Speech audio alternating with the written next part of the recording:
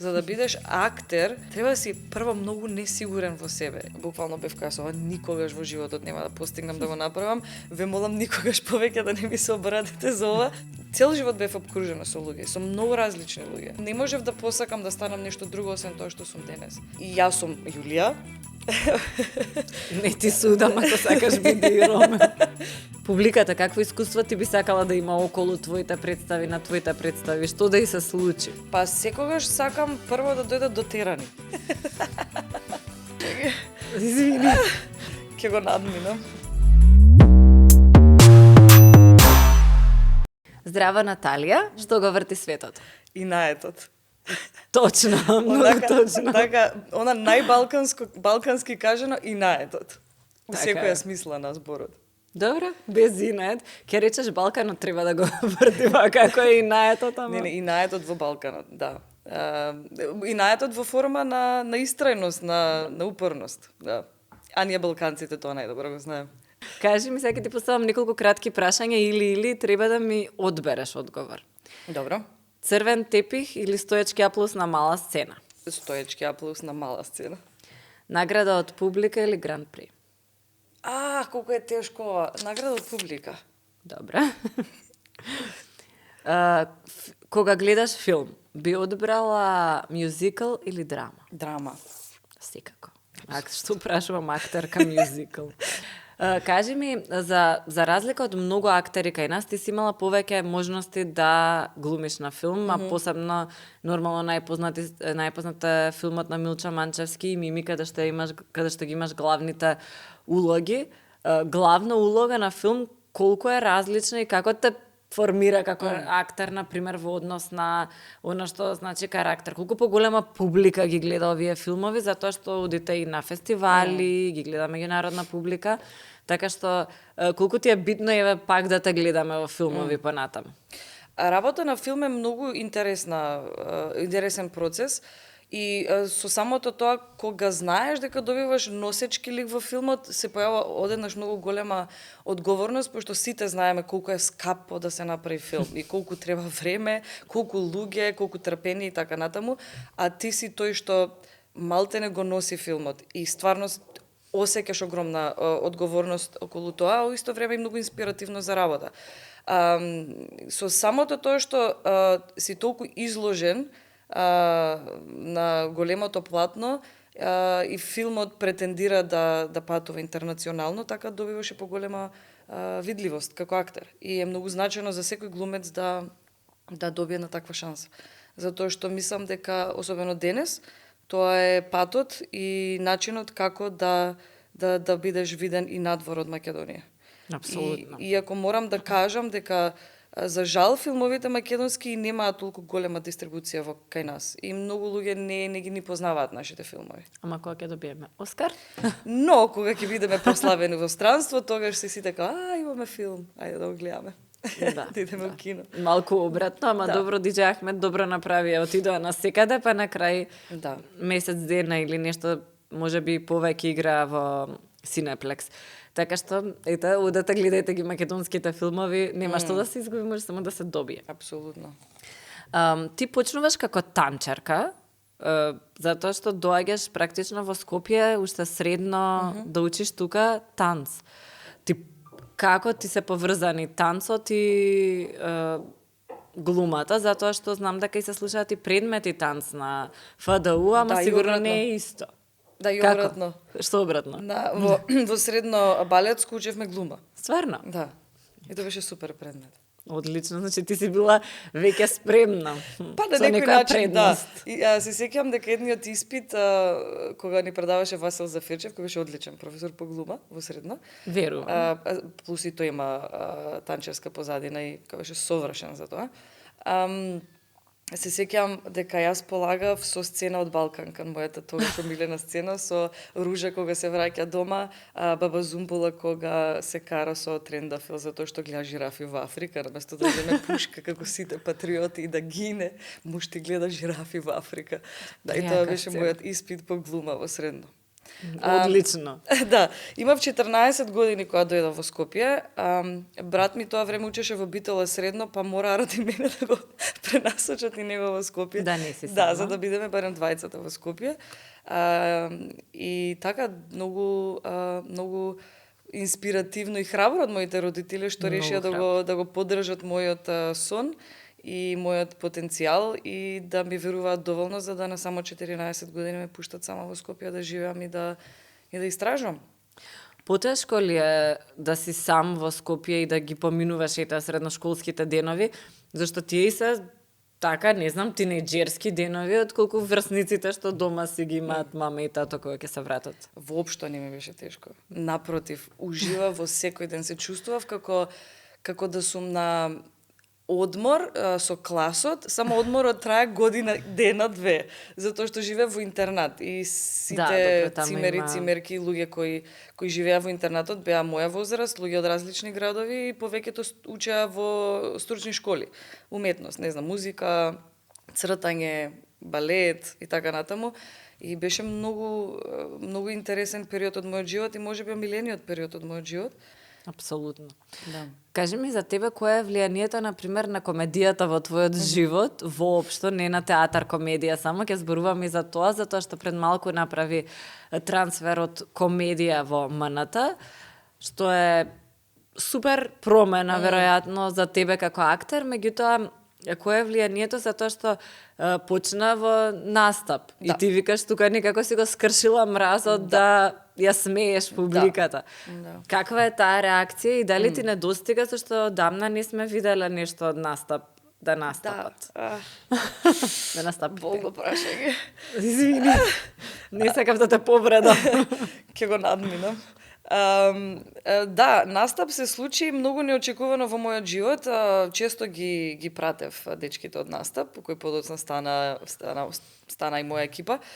И знам дека еднаш ме викнаа надвор на ФДУ и ми предложија да станам дел од нив, јас се исплашив. Буквално бев кај ова никогаш во животот нема да постигнам да го направам. Ве молам никогаш повеќе да не ми се обрадите за ова, ме фаќа страф од помислата. И така траеше таа понуда долг период и од време на време ќе ме потпраша, често ги одбивав. И знам дека еднаш седев во стан и размислував на тоа дека нешто мора ново да ми се случи и сакав да надминам некој страф. И тоа ми дојде прво на ум. И бев као, и дури се исплашив од самата помисла дека тоа ми дојде на ум. Као, не можеш ова да го мислиш, као престрашно е за тебе. И се плашиш од комедија? Да. Јас? Да, многу се плашев од комедија. Јас сметав за себе дека воопшто немам нух да играм комедија. И така решив да им се приклучам, да го надминам тој страф и го надминав и дека пред секој настап јас се откажувам од настапувањето, али после секој настап сум као чисто за тие што не слушаат, а не биле на настап, се работи за импров група каде што вие треба да направите нешто, има игри најразлични, треба да направите како актери нешто и тоа е импровизација и често од публиката се бара да ви даде предизвик за да на сите ни биде јасно дека ова никогаш не сте го замислиле или играле. Ти текнуваш што беше првата игра или првиот пат кога се осети дека е добро, дека си го погодила? Како не? Ај, тоа морам раскажи не? го. Јас ќе го памтам цел живот, дури добив аплауз на мојот прв настап. Не беше страшно. Мислам дека беше играта Ливчиња. Ливчиња е играта кога има двајца актери на сцена во зададена ситуација, например, ајде да речеме Ромео и се пушта на Јулија. Добра. И јас сум Јулија. Не ти судам ако сакаш биди и Ромео. Да. И имам две ливчиња во джебот кои не знам какви реплики имаат и ја водиме ситуацијата со партнерот и во одреден момент го вадиш ливчето, ја читаш репликата која можеби е не сакам црвен телефон. И тоа е преабсурдно и буквално од никаде дојдено и затоа е смешно, но мора да го продолжиш и во таа насока. И знам дека например, ајде да се јас ќе го испием ова шишенце отров. Епа и јас не сакам црвен телефон и затоа решив. Да, и продолжуваш, па не сакам црвен телефон, затоа не сакам да го правам ова или смешно е, не можам овие игри не се објаснуваат теоретски. Да тоа мора дојдат да се да гледа. видат.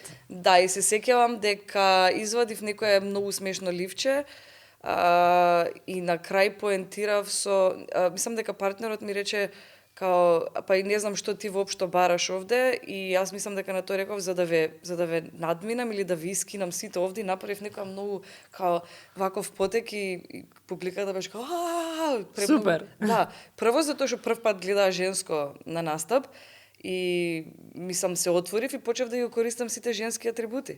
И уствари тогаш сватив дека сум многу смешна.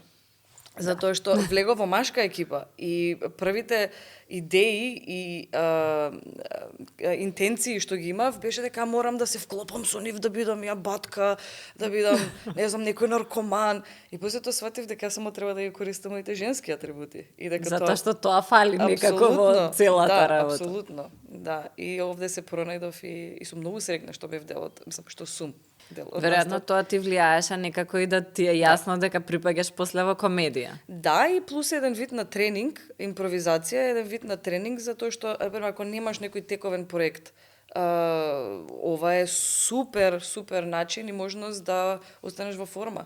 И не само да останеш во форма, него да си ги прошируваш видиците. А може ли да се живее од тој актер, да не е вработен во театар, да живее само од ваков тип на алтернативни форми, некакви на изразување, може би стендап или... Стендап веројатно да, затоа што стендапот е премногу популарен. И one man show. Или one man show. Пари за тебе. Тоа, да, значи, тоа е поентата.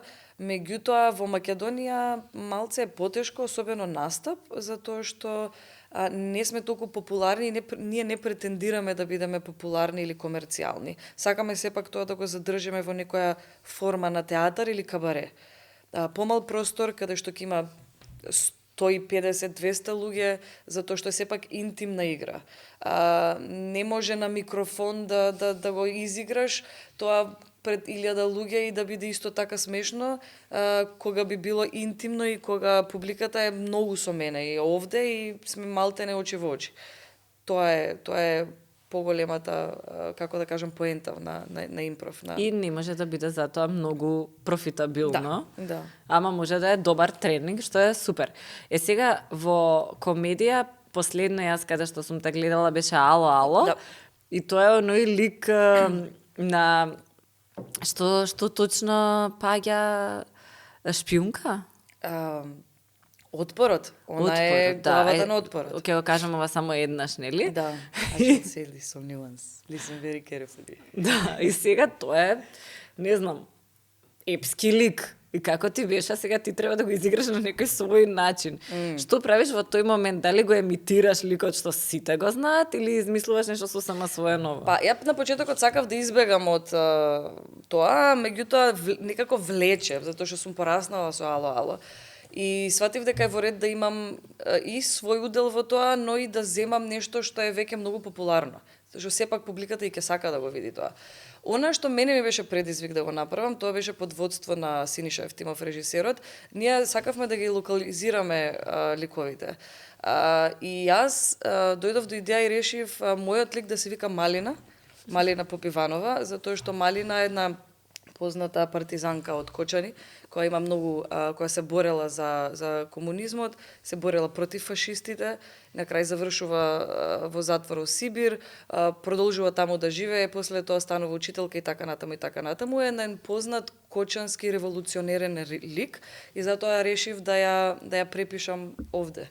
И да, и тоа беше многу кејф да го направам. И да, Малина Попиванова. Предобро. Мишел од Отпорот. Да. Многу интересно дека сте го поврзали и толку се поклопува ликот и некако е добар трибют на... Да, е трибют затоа што и воопшто жените во Отпорот. Апсолутно, затоа што ние ги имаме тие ликови во Македонија во историјата. Сличните ликови кои биле тоа време во таа серија. Интересно, ова не сум го знаела. Може ти си го зборувала некаде, ама не го најдов така што... Не, го немам зборувано. Мислам... предобра информација, дека така некако е изграден ликот и скрос е откачено. Да, и јас така некако мислев дека треба да биде. Знам дека многу малку луѓе го препознаат тоа, луѓе кои што многу добро ја познаваат партизанската историја во Македонија, веднаш го препознаат тој, беа воодушевени, као дали си Малина Попиванова, не си нормална. А повеќето луѓе не, затоа што не е толку познат лик. Добро, ама пак е баш интересно. Баш Да, може би е за многу тоа. маркантен лик, Како ќе го научиме, еве јас лично не го знаев. Како ќе го научиме ако не се случи тоа, па сега да го зборуваме. Сепак театарот знае да едуцира. Мислиш дека има влијание комедија на градење на театарска публика? Зашто Како голем не? дел од луѓето ќе дојдат да се насмеат Како во нели текот на нивната недела, да си го скршат секојдневието што кај нас и така е трагично. Да. И театар, комедија некако се вклопи тука. Мислиш дека кое е влијанието според тебе на таквите формати, не само во комедија, има и во други театри се играат комични представи, врз градење на публика, што потоа ќе дојде и на други представи да гледам. Колку што јас се бавам со оваа професија, колку веќе, не знам, 15-13 години, отприлика, не знам точно. Кога завршував академија, тогаш се отвораше театар комедија. И театар комедија од самиот старт полнеше сали. Имаше еден период кога имаше голема криза во македонскиот театар, генерално во Скопје, веројатно и во Македонија, кога публика речиси немаше во салоните. Тогаш комедија ги полнеше салоните и до ден денес не може да се најде, нели, карта, тоа сите го знаеме. И некако одговорно тврдам дека тој театар ја врати публиката во театрите. Затоа што прво има комерцијален репертоар, што е супер, и е супер повод да привлечеш публика, и таа публика кога доаѓа да ги гледа тие представи, веројатно доаѓа еднаш, два пати, три пати, пет пати и си вика јас сакам театар. Да. Јас сакам да одам во театар. Ајде да видам што има нешто друго во Скопје што се случува, и тогаш почнуваат да се интересираат веројатно и за другите театри. И тоа е некое мое мислење дека комедија на некој начин го ја врати публиката во театрите. Да, јас верувам во тоа и комедија и дел од представите, еве ти транзитираш од комедија кон МНТ, ама и некои од најпопуларните представи кои што се комични, како не знам, не се клади на англези и така натаму, Се кои што најпродаваните се представи. комерцијални, се препродавани, се супер. Меѓутоа ги натераа луѓето да одат и потоа ти гледаш, чекајте малку сега, јас можам да го гледам, не знам, Сашко Коцев, Тони Михајловски, Игор Џамбазов, ред други актери, сега да не бирам имиња, ете Наталија Теодосиева. Сум ги гледала на филм, сум ги гледала на телевизија, можам да отидам да ги гледам вака на сцена пред мене да играат и тоа е сосема друго искуство во театарот дењата. Какво задоволство е тоа? Апсолутно. И сега како МНТ е најголемата куќа, како ти го замислуваш идеалното искуство на одење во театар и публика во МНТ, нели, бидејќи Како сепак публика? Како публиката, какво искуство ти би сакала да има околу твоите представи, на твоите представи, што да и се случи? Па секогаш сакам прво да дојдат дотерани. Добро, значи не одиме во тренерки во театар. Не одиме во тренерки во театар. Најубавата облека. Да. Тоа е првиот знак дека ја почитуваш уметноста и тоа што некој го направил за тебе. Се шалам. Публиката да го доживее во театар е чувството на задоволство пред се и на некој начин привилегија. Затоа што мислам дека е многу интересно во животот да наблюдуваш некој тук живот, а тоа е публиката во театарот. Ние сме 100% во моментот, додека изведуваме представата, 100% сме спонтани, и ние на некој начин ги доживуваме одново работите, и на некој начин работите стануваат наши лични. И големо е задоволството да го гледаш тоа, да го гледаш развојот. И ако си публика која често доаѓа во тој театар и да го следиш развојот на тој актер, кога почнал, какви улоги му лежат најмногу, каде бил подобар, каде бил лош, каде подвалил, кога имал лош ден, кога имал добар ден. Тоа е едно цело задоволство, ми се чини, еден воеризам. Апсолутно. А не гледате вие нас, зашто јас сум била публика, знам, ние ве гледаме, си седиш, реагираш и некогаш плачеш, некогаш се смееш, бар јас стварно сум малце за никаде во тие делови, например. Па, зашто не знам баш 100% да контролирам емоции кога гледам. Не треба, затоа си дојдена. Дали вие го гледате тоа? Секогаш сум си мислела дали луѓе во насцена гледаат дека ние овдека плачеме или Јас нешто да, смееме. сум го приметуваш тоа. Да, и како Сум не на сите ти представи, вија, како немаш на секогаш. DJ пример тука повеќе ќе удрам ако се смее публиката. Ќе удриш повеќе на што? Па пример гледаш дека на ова се смее, сега ќе Аха, да, ќе го направам уште појако следниот Да, пат. си повлекува кога играш комедија, пошто комедијата е малце поотворена форма, има простор за импровизација и многу е важен фидбекот од публиката. Ако имаш фидбек од публика, ми се чини дека можеш уште повеќе да истрскаш глупости и да бидеш смешен. А ако не добиеш фидбек, малце и се прашуваш, упс, што направив лошо. Апсолутно. Ама не треба секогаш да биде тоа водилка. Не. Некојаш знае да биде стапица. Ако Малце га да е, претераш. ако га е нешто, да. И онака веќе, добро, веќе ова не е смешно. Да. Ама не, мислам дека не е тоа најстрашното што може да се случи. Не. Мислам дека најстрашен е стравот од кринж. Дали сметаш дека треба да го надмине секој актер тој страв? Треба, и затоа постои импров групата Настап, пошто само така се надминуваат тие кринџови. Пошто вие немате поима ние колку сме кринџале на тие настапи. Добро, сега сме биле. Да, Има да. моменти, ама убаво е. Сега добро е да за овие смешни улоги и забавата и чувствувањето на публика, ама баш за тоа го кажав плачењето, значи некогаш публиката знае да плаче затоа што или да се почувствува лошо, не знам како да кажам, затоа што некои ликови стварно имаат тешки животни приказни. Сега последниот лик што го имаше ти во Ангели во Америка е жена која што дознава дека нејзиниот сопруг е геј и почнува да значи да си помага на разли начини со лекарства, со се што може во моментот.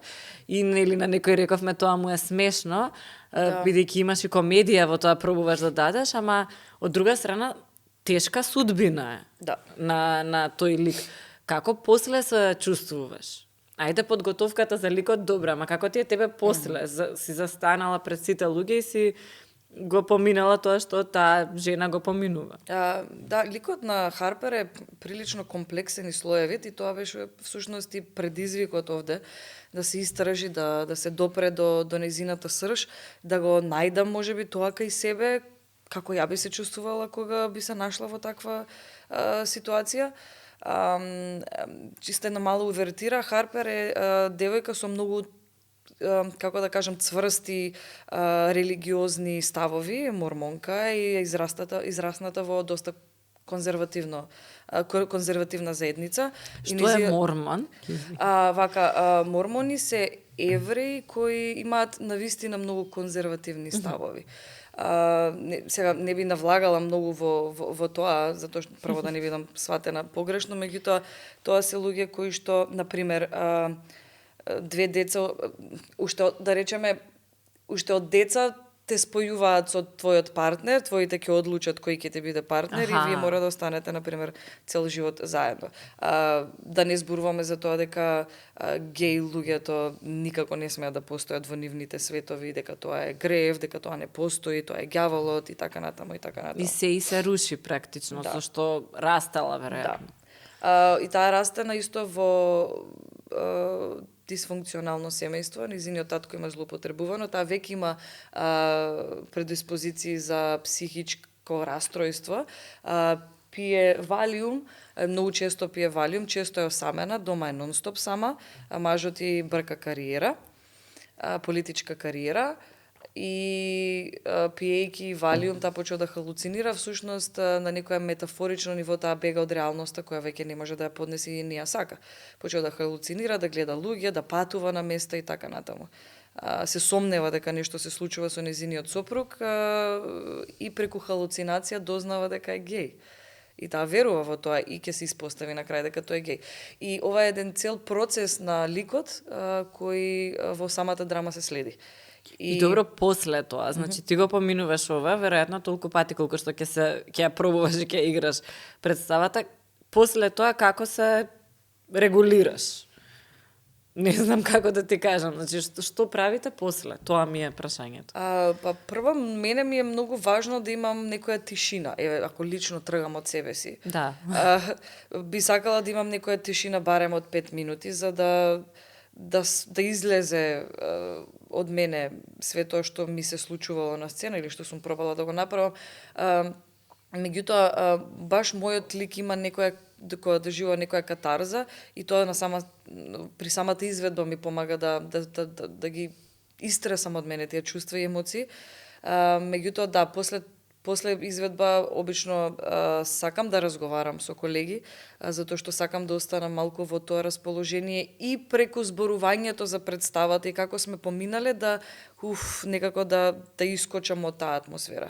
Затоа што не е само мојот лик, тоа си и која енергијата која добивам и од моите партнери, нивните ликови, самата атмосфера во представата, музиката, светлото, сето тоа ти прави една состојба во која се наоѓаш и е многу здраво и паметно да најдеш начин како да излезеш од тоа. Не е премногу тешко, не е дека јас одам дома и не можам да заспиам, тоа почесто може ми се случува во текот на процесот, додека мислам на ликот и цело време, да, истражувам и нормално тие информации остануваат некаде кај мене заглавени во главата и имаат некојаш последици, мислам, не големи. Да, во ред вака. Да, изгледаш сосема во ред. Да, се трудам. За сега. За сега се држам добро. Добро, во ред, окей. Не зборуваме веќе за тоа. Ајде малку филм пак да вратиме. Според тебе што е добар филм? Еве како актерка и како гледач. Многу интересно прашање. И во Македонија ќе те прашам после кој ти е вака умилен, ама што е добар филм? Добар филм и покрај сите дискусии и разговори со колеги, сепак стојам за тоа дека добар филм е филмот кој го сака публиката. Секого ќе го погоди. Или ќе го погоди, едноставно го сакаат филмот. Картите во кино се продаваат. Луѓето го бараат филмот. Луѓето го зборуваат филмот, памтат реплики. Останува за секогаш. Дај ми македонски примери. Балканкан. За секогаш. Малку ще го резнам. Да, се шалам. Легендарната реплика. Во тепих, да. Сцената како името на сопругата Ружа. Добро, бабата Зумбула, вие трендафил, презиме Карамфилови. Вие си знаете. Да. Вие си знаете, тоа е топ. Мувите касаат, ке врне. Да. Ацо ке пукам. Колку имаат останато од тие реплики што после сме заборавиле, може едно време од каде ни се. Може некои луѓе не ни знаат од каде се. Да. Што е супер. А се од Балканкан. Да. Секогаш предпоставете дека се од Балканкан или може од тетовирање. Тетовирање или before the rain, пред дождот, да. Или од пред дождот. Или исцелител. Добро, ти се као ако треба да ги изборев, вака природно веројатно направив некоја селекција. Намерно не си се кажа себе, затоа што премногу си скромна за тоа да направиш, ама добро. Окей. Нема, не сум јас во тие филмови. Во каков филм си замислуваш или серија да играш? Многу ми е предизвик да изиграм комедија. Комедија. Па да, дај Боже и повеќе да се снимаат, мислам, да.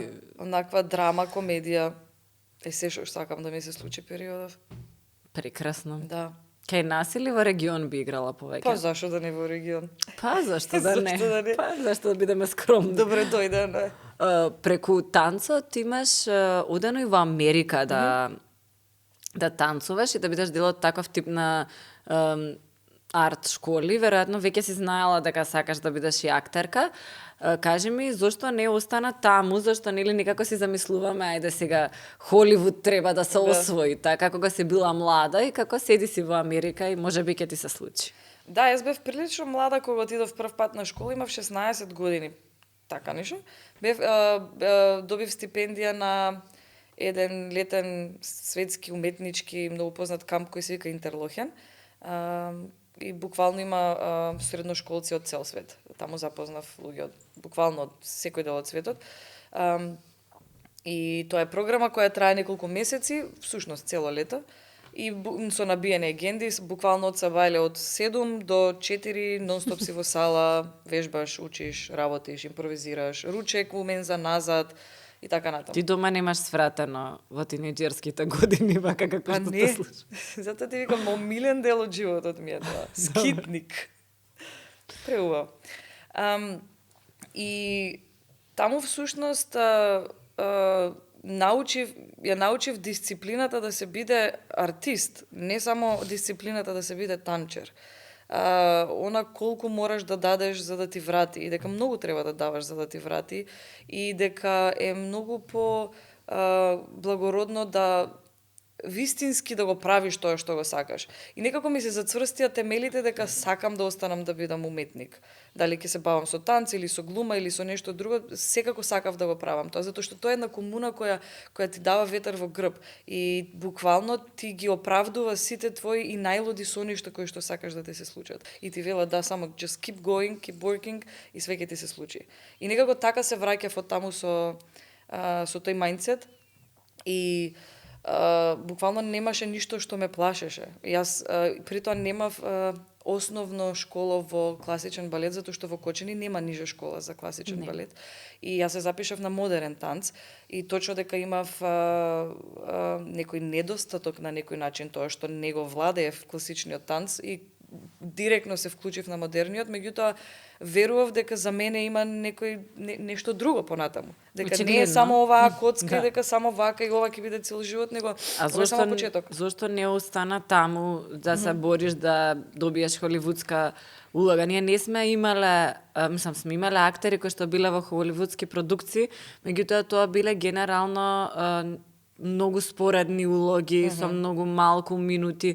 Немаме македонска звезда во Холивуд или во Америка. Зошто не остана таму да се бориш? Мислиш дека овој пат е подобар Македонија регион, тука каде што... Од овој аспект, да. Го мислам тоа дека за мене, по мојот сензибилитет и она што јас сакам да го постигнам или што мене ми интересира е буквално почнување од дома.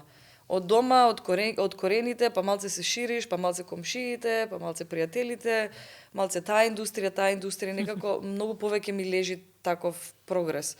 Не сакам, генерално како личност, не сакам тектонски, не знам како да кажам, драстични промени, сакам многу промени, меѓутоа не нешто по кое не можам да го изедам патот чекор по чекор. Сакам да имам увид и сакам да уживам во секој чекор. И ако тоа значи дома и малце подалеку од дома, супер сум со тоа, затоа што сакам да го чувствувам процесот. Да, ама и тука работиш, тука си на одредено ниво, работиш си во комедија, си во МНТ. Во Америка никој не ти... Добро, сакам да кажам, беше во комедија, сега си во МНТ.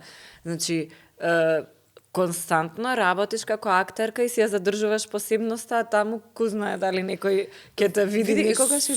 Сосема поддржувам, оправдувам и тие луѓе што прават такви, остава све овде, заминува, почнува од почеток. Храбро е, прехрабро е. Можеби не сум толку храбра, па затоа го најдов овој начин.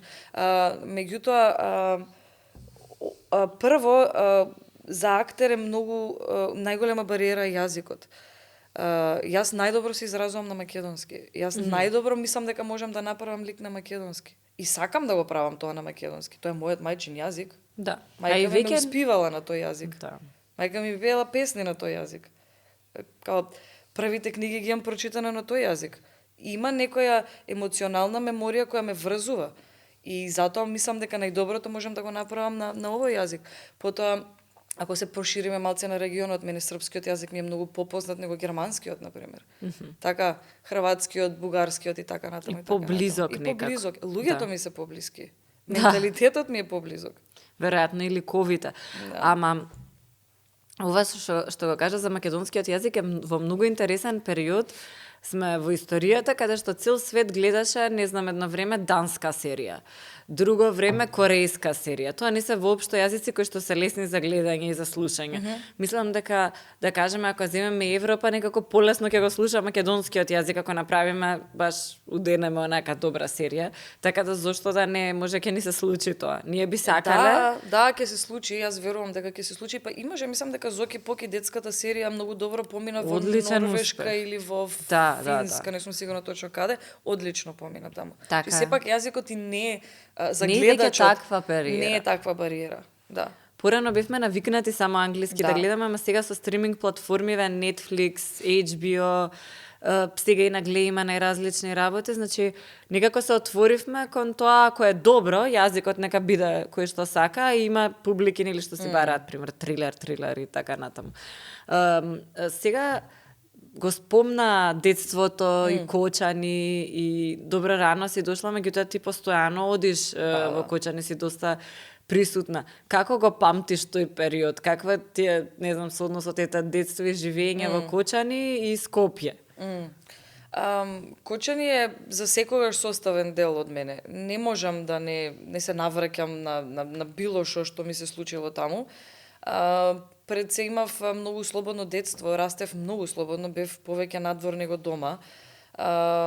Имав супер другари и другарки, живеам во дел од градот каде што куќата се наоѓа точно во градскиот парк и по цел ден бев надвор и по цел ден имаше деца што доаѓаат од различни маала и бев многу активно и палаво и темпераментно дете. Исто така растев и многу со уметност, затоа што мојата фамилија се скоро сите музичари, до ден денес се бават со музика. Сум растела со квалитетна музика, сум растела со артисти, сум гледала како приватно се однесуваат, како се однесуваат на сцена, несвесно сум крадела, несвесно сум влегувала веќе во тој свет и во тие патерни како треба некој артист да се однесува или уште поточно што треба да го интересира во животот за да стане тоа што сака, да се изреализира така како што сака. И можеби затоа таму ми е дојдено тоа дека чекор по чекор е многу поздрав начин и она да се држиш до себе и до своите лични принципи ќе стигнеш таму кај што сакаш, затоа што најбитно е на крај да бидеш задоволен со уметникот во себе, со самиот себе, а не за да ги исполниш тугите очекувања и да направиш, не знам, некои работи во животот за кои, не знам, ќе се каеш или ќе се чувствуваш лошо, само на сметка за тоа да успееш. Исто така растев во ресторан, во кафана, малтере, боемско дете сум. Моите цел живот имаат ресторан. Тоа е некој стар ресторан кој постои од 1927 година на редната. Секогаш твоите биле тука? Да, од мојот прадедо до денес до татко ми, мислам, моментално не го држиме ние. Има други луѓе кои го водат ресторанот, меѓутоа се уште е наш. Тоа е во мојот дом, тоа е првиот спрат од мојот дом. 1800? Не, 1927 година. Прво мислам дека било крчма, не сум нај 100% сигурна во редоследот. Крчма, па веројатно клуб за игранки, па кафана, па ресторан, па кафич, па пак кафана, па пак ресторан. И така, тоа е мојата детска соба, тоа е мојот живот. Мене келнерите ме учеа да цртам, да пишувам, да читам. Од школа, кога се враќав, влегував прво во ресторан, на првата маса, тоа беше масата за персонал, нарачував храна, јадев, па си идев дома. Предобро. Да. Цел живот бев обкружена со луѓе, со многу различни луѓе, со секакви профили на луѓе. И не можев да посакам да станам нешто друго освен тоа што сум денес. Да, апсолутно. Имам запознаено премногу профили, имам почувствувано премногу енергии, сум видела многу ситуации, и добри и лоши, мислам повеќето беа добри. Меѓутоа моите никогаш не ме штедеа до толку како да ме пазат од типот на леле дете, сега не може она да заспива у кафана. Да, сите сме спиеле во кафана, да бидеме реални. Да, деца.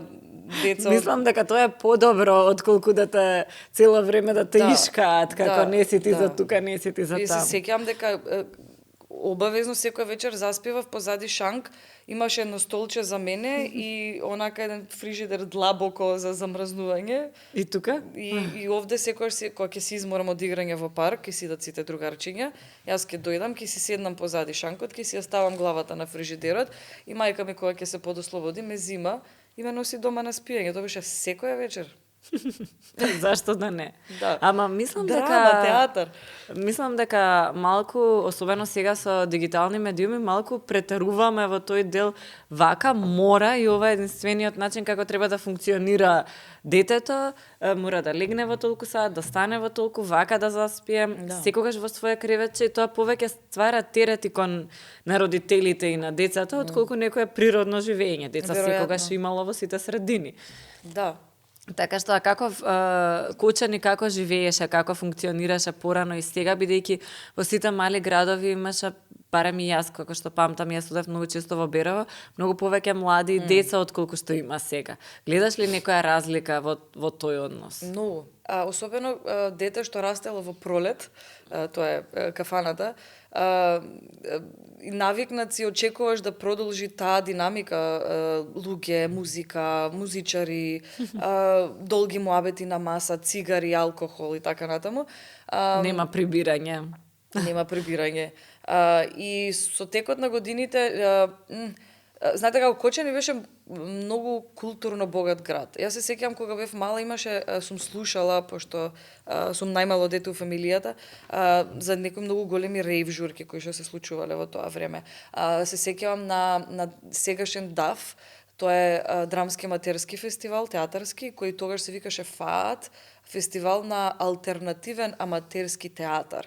И буквално, кога бев многу мала, сум се шуњала таму во Домот на култура и сум гледала некакви чудни представи, алтернативни, прогресивни, од сите делови од светот, пошто ФААТ тогаш беше доста популарен фестивал за аматерски групи, затоа што беа алтернативни, многу често даваа представи надворот од Домот на култура. Ја тоа сум го сведочила, сум го гледала, градот така живеел, културно живеел. Многу свирки, многу кафичи, многу концерти.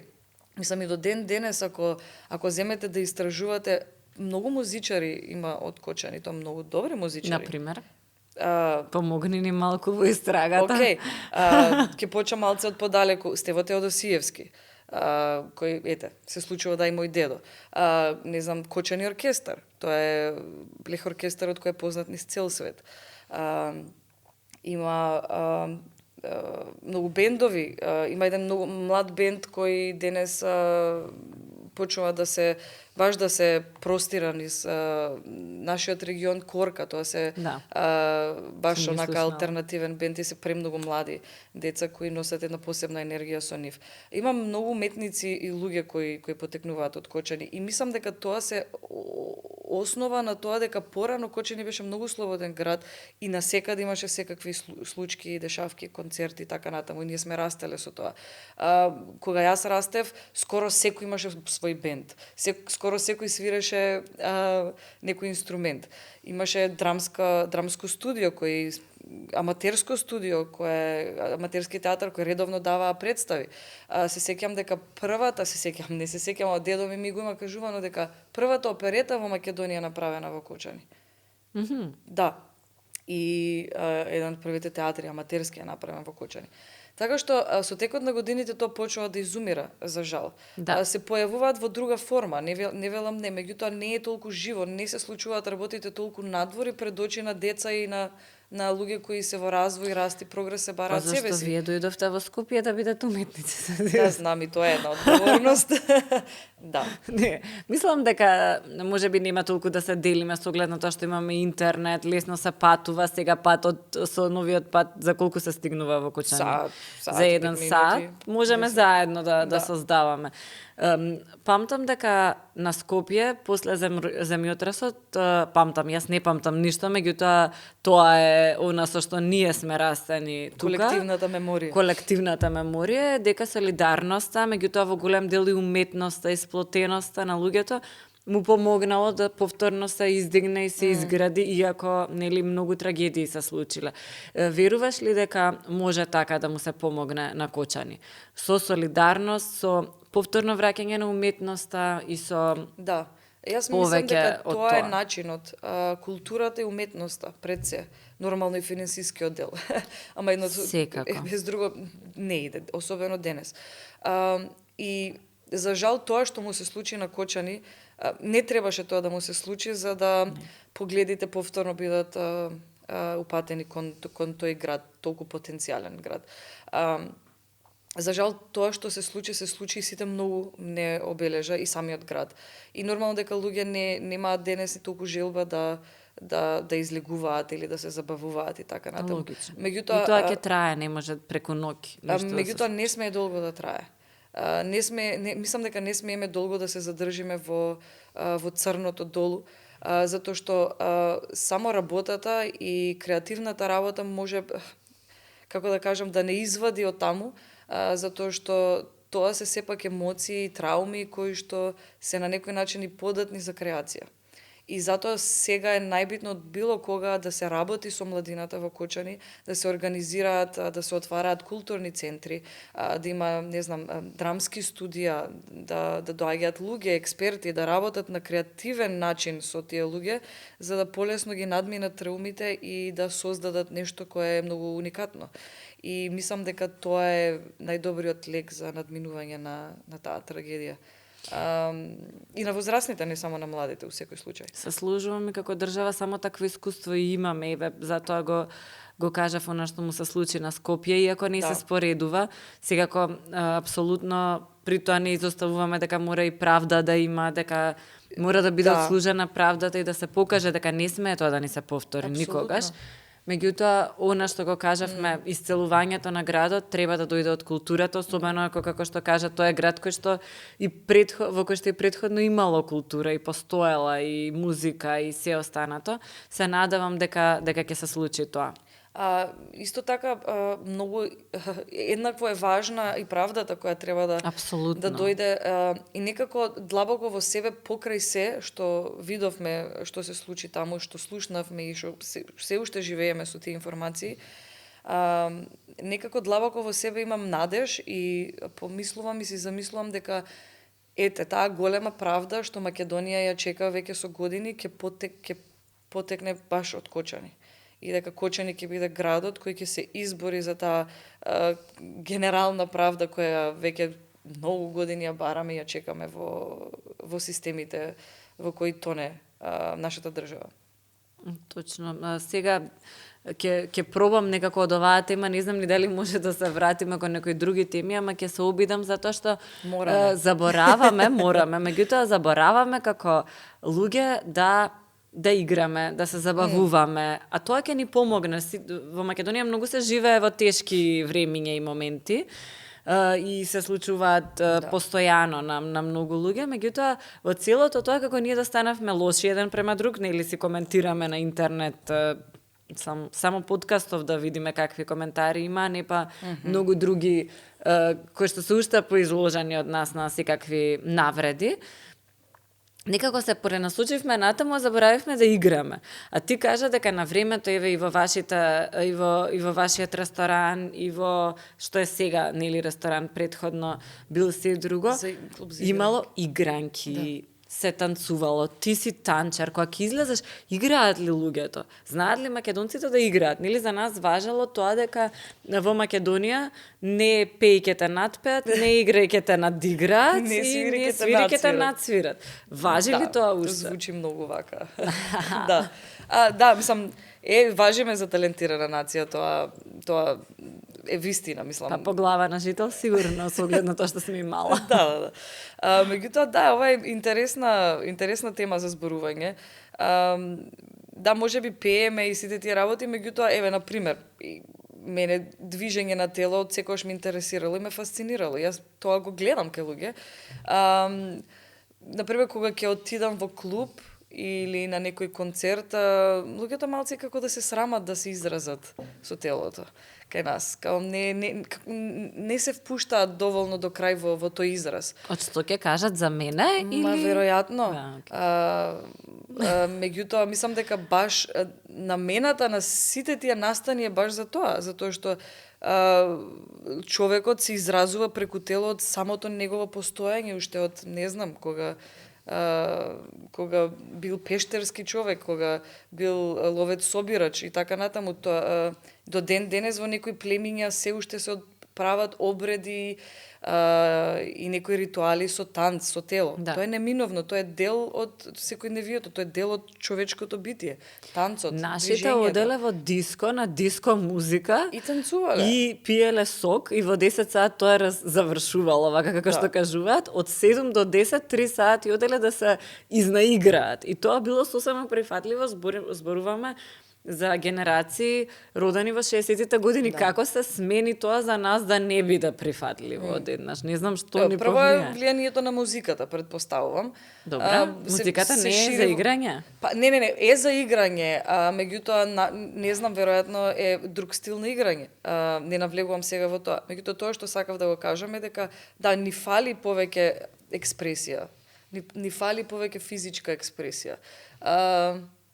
Многу сме зипувани некако во последно време, така чувствувам. Многу се плашиме, многу сме, што ќе каже другиот, да не ме гледа сега овој вака. Да не е кринч. Да не е не знам како да кринч. го преведам кринч, ама да не е чудно. Да. Многу ми е тоа жал, затоа што кога гледаме стари снимки од нашите, се 5 луѓе дома собрани играат, онака Да. ептен, барем јас тие што сум имала можност да ги видам и сигурно така било на секаде во целата кај мене држава. исто, да. Сигурно. Така што се надевам дека тоа никако ќе го смениме. Сакам да завршиме со ситуација, со нешто што се има случајно зад сцената. Имаш можност да глумиш и да бидеш на иста сцена со некој од најголемите актерски имиња. Исто како и тебе, мислам, тука нема збор. Ама сепак некако и во МНТ, па и во театар комедија, на вистина сериозни величини застанале со тебе на истата сцена. Како изгледа, какви се овие луѓе кога ние практично не ги гледаме затоа што за нас се нели популарни?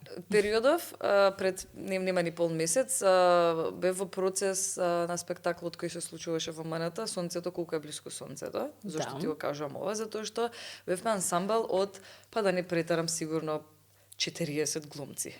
Да не речам сите. Да не речам сите. И, значи, сега само замисли си го тоа во глава, како е театарот преполн со глумци. И бев превозбудена за тоа, затоа што, еве, нели, колку сум веќе неполна година во МНТ, и ми беше супер прилика да ги запознам сите одеднаш. И бев како мало дете, влагав по гримиорни, си зборев со сите, си наблюдував, си гледав. И тоа што најмногу ме фасцинираше, во гримиорна сум исто со едни прекрасни големи глумици, и гледајќи ги нив, колку имаат трема, како зборуваат за себе, дека ова не беше добро, ова беше добро, како се бодреа една со друга, ми беше фасцинантно. Мора да ми кажеш кои се сега. Камка Доциновски, Звезда Ангеловска, Искра Ветерова, Габи Петрушевска и Сашка Димитровска. Да, реално. Добра гримиорна. Многу добра. 6 души, зашто сите се на сцена. И гледајќи ја, например, Звезда, колку се и беше стало до представата, иако игравме сите по кратки сегменти од извадени од различни драмски македонски дела. Значи, секој имавме од прилика по сцена од 10-15 минути. Како таа пристапуваше со каков страф, би рекла, трема, Камка, например, после секое доаѓање од сцена, го слушнавте, дали беше добро, сватив дека сите сме создадени од истото. За да бидеш актер, треба да си прво многу несигурен во себе. И тоа ми се потврди. Да, верувај ми, затоа што ако сум 100% сигурна дека во се што праваме добро, нема да има никаков прогрес и нема да бидам подобра утре. Значи, инат и несигурност. Инат и несигурност го врти светот. Да. И бе фасцинирана како тие големи за мене имиња и мои идеали, кои биле некогаш и се уште се во глумиштето во Македонија, ги гледам толку човечно и блиско до мене дека се бават со истите проблеми што ги имам јас. Прекрасно. Да. И мислиш, според тебе, што, например, зашто навистина имаш различна кариера и си меѓу најуспешните, барем од своите генерации, тие околу тебе, па и од многу други. Што е потребно за да се успее во еден толку компетитивен свет? Еве, не само типично за глумата, за актерството, ама генерално сите ние работиме во некоја конкуренција, да кажеме. Секој треба да се истакне. Еве, велиме сега со појачувањето на АИ ќе бидат се помалку луѓе потребни за одредена позиција. Значи, сите ќе мора да најдеме нешто во што сме посебни и најдобри. Што е тоа што го издвојува едниот од другиот, според тебе? Автентичност. Да си бидеш различен? Не да се трудиш да бидеш различен, да бидеш твој, да бидеш свој. да веруваш на своите инстинкти и да ги следиш своите инстинкти. Да не глумиш. Апсолутно. Од глумец кажано, Да, никогаш да не глумиш. Затоа што особено оваа професија, каде што се бавиме со нашите лични трауми, искуства, мемории, емоции, тоа е наше и лично.